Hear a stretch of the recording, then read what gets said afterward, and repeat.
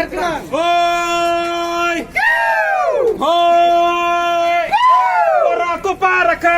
Para aku paraka. Ya kita dua naiklat. Badai setang lagi. Siapa uhinyong krab. Hoi!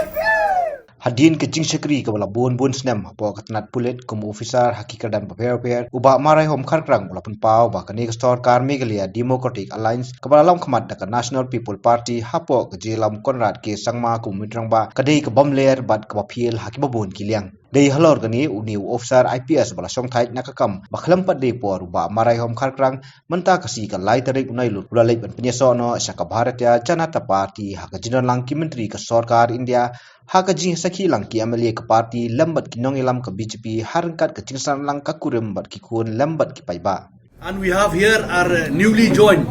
IPS officer ba Kharkrang. So we welcome you to the party.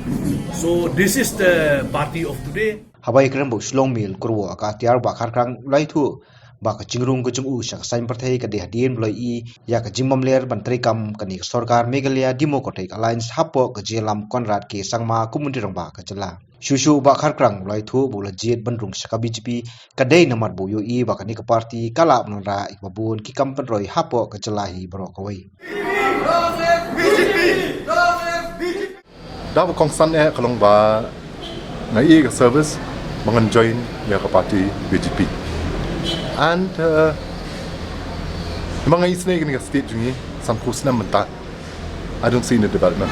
nga ga jingtai junga kong police officer ngai tu ko kam mai bikna samla and ba jing tu ko kam junga ngai iba kim dan future wala miki yala diru kim tip ka future jungi ala dangi continue biang ni sampus na menta ina long kumni tarangi su yai beteng kumni man ka di snem tang chu ai beteng sei ni khun jung sei khna samla jing ki poi so de tang da ba nga join ka BJP kri ka we na ka reason ba room so politics da mar ba ka khram bia that's one reason ringala de ban trei ngala de political service junga de ya ka jing trei junga de ngalong restricted betang itu particular department ngadan darang akwa mun musla ki bi ngamla and bangan tat education gini healthcare employment ki I have to enter politics kadang ketak bertolong yang politics mengambil musnah di wikam lain apa department macam jadi entry politics dia akan clear kelat keliti yang mana kita tapi the thing is nya buri kita I mean non sectors lah fail the thing is fail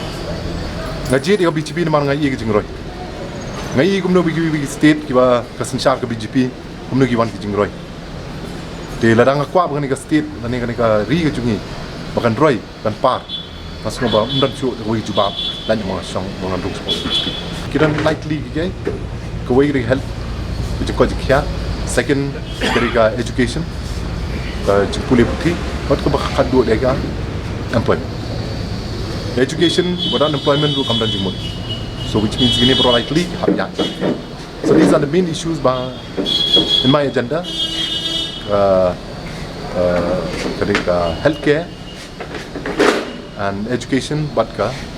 employment athai ki